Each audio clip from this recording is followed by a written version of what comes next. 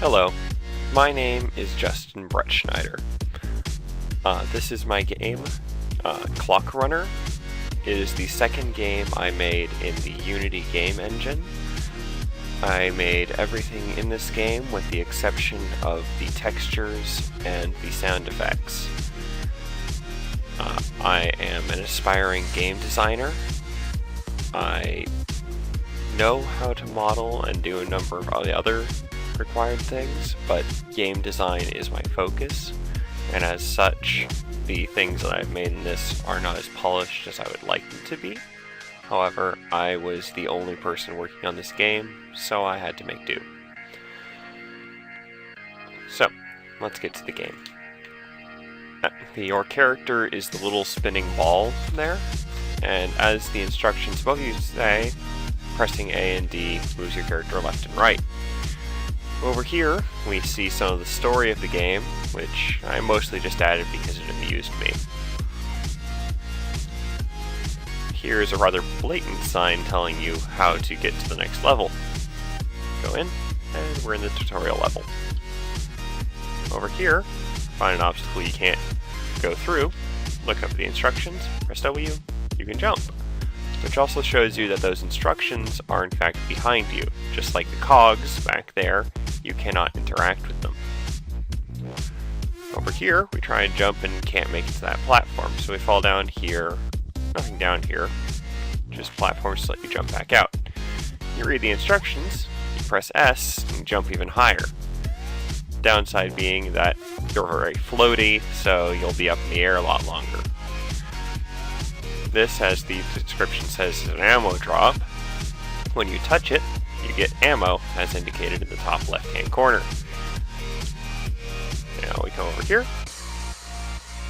and on the platform, come across. This object you can push out of the way.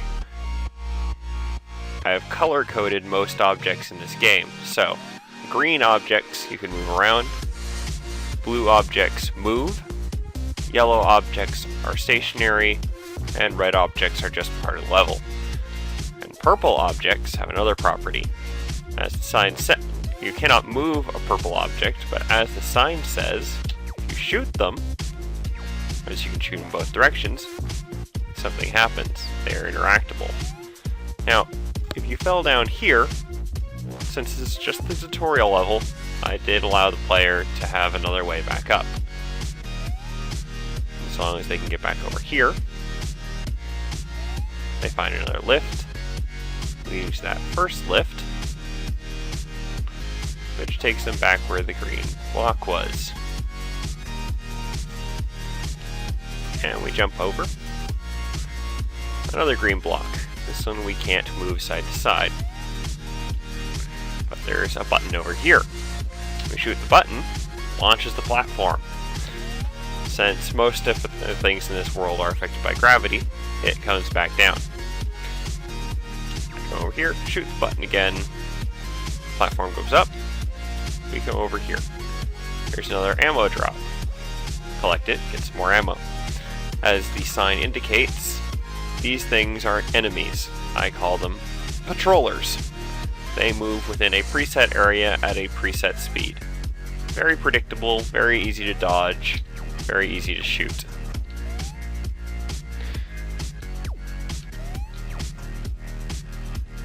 A little more of the story.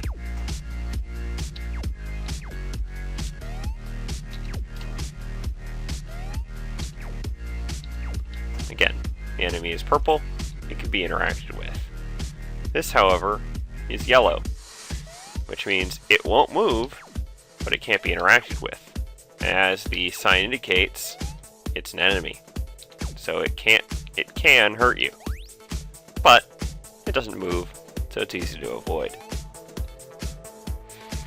And now we get to the other ability indicated in the top left, time stop. As it says up there, just a bunch of question marks. When you collect the clock, it becomes active. By pressing N, you stop time.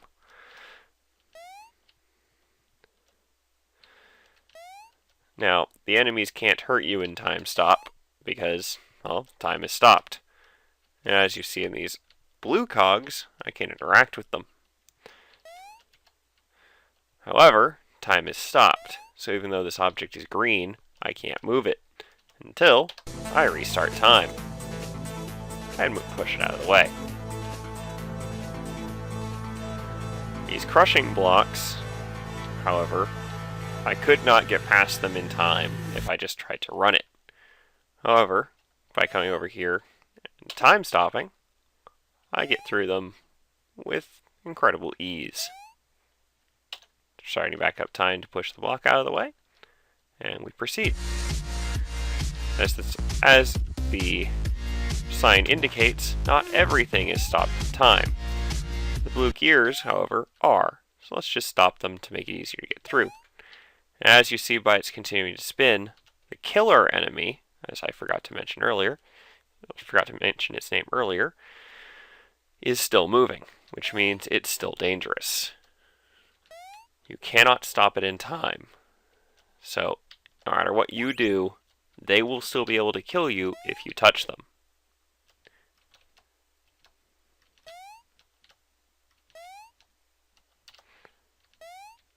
There we go. And jump over it. Not difficult, just have to take your time and get past them. Which is kind of the theme of the game. It's not difficult as long as you take your time. But the second you try and rush it, you're in for a hard time. This is the first static ammo drop. It will always be there, as you cannot get rid of it, and it will always set your ammo to a preset number if your ammo is below that number. This one sets your ammo to 1.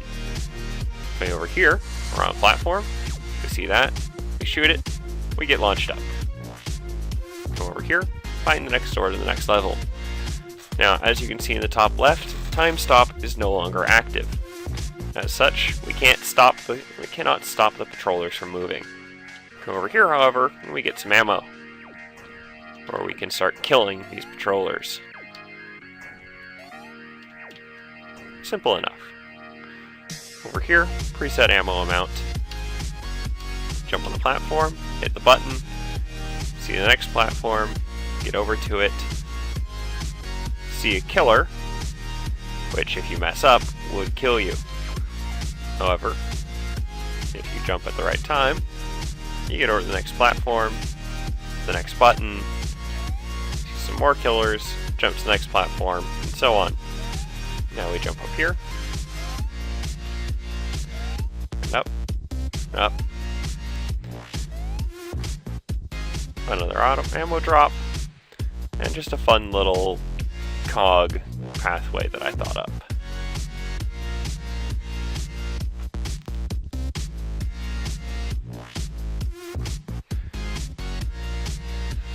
Just a fun little way of saying you have to go this way.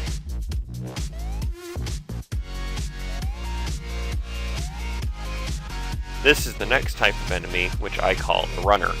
It doesn't look like it deserves that name now, but when I get closer, it activates and goes back and forth in a somewhat random pattern. It goes at a somewhat random speed because of its coding, partially based on the runtime of your computer. I could change the speed to be static predetermined number, but I've chosen to let it stay this way as I find it to be interesting that they move in a randomized way. It makes them much harder to hit. Which again, if you take your time, they're not that difficult to get rid of. However, a number of people have tried to just run past them, and in doing so, have managed to get themselves killed by them. Because they are unpredictable, it's hard to dodge them, especially when 2 or more of them are in the same area.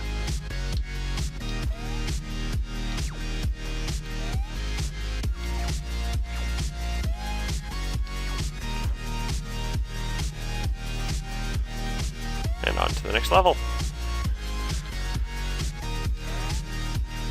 Simple jumping area, showing the player what they will be doing a little bit later in this level. Big blue block. Can't get rid of it right now. Ammo jump. Button. Button gets rid of the blue block, drops the platform. Come over here, we see a bunch of killers that we obviously can't get past, and a platform which hasn't come down, which means there must be another button we have to find. Come back here, go down the way the blue block was blocking. Come down here, see another blue block, another button. Obviously can't get over there, go in the other direction. Patrollers, we know what to do by now.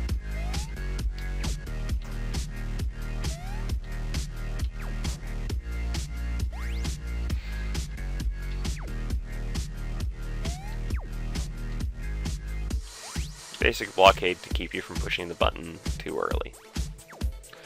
Push the button, block disappears, platform lowers above, drop down the hole. And now we find a bunch of runners, which have been going since the player loaded into the level, and have been interacting with each other, making them a truly randomized pattern. I could not tell you what pattern they will be in when you get down here at any given time. So, again, take your time, not too difficult.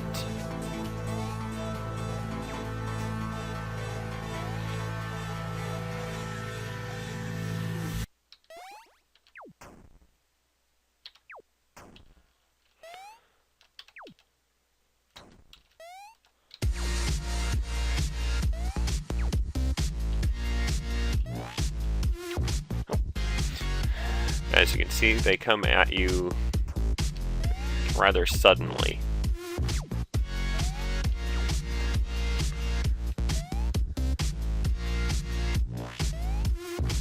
Another platform, get on, shoot the button. Come over here, and we see a clock. Jump up, we can collect the clock, shoot the button, get to the next area. Where a crusher is set to kill you if you didn't collect the time stop, which allows you to get through rather easily. Restarting time allows us to shoot the button to raise the platform to bring us up here. Collect some more ammo.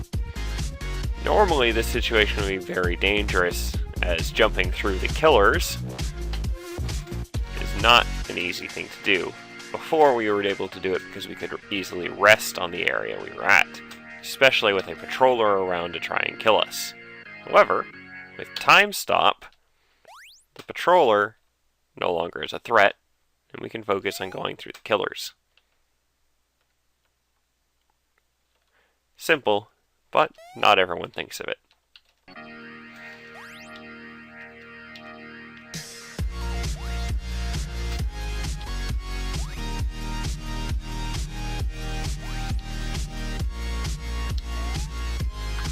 Some more ammo, shoot the button, get rid of the box, and come back up where we started.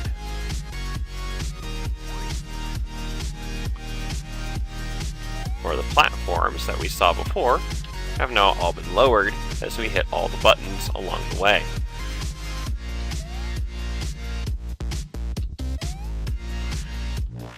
And we reach the exit.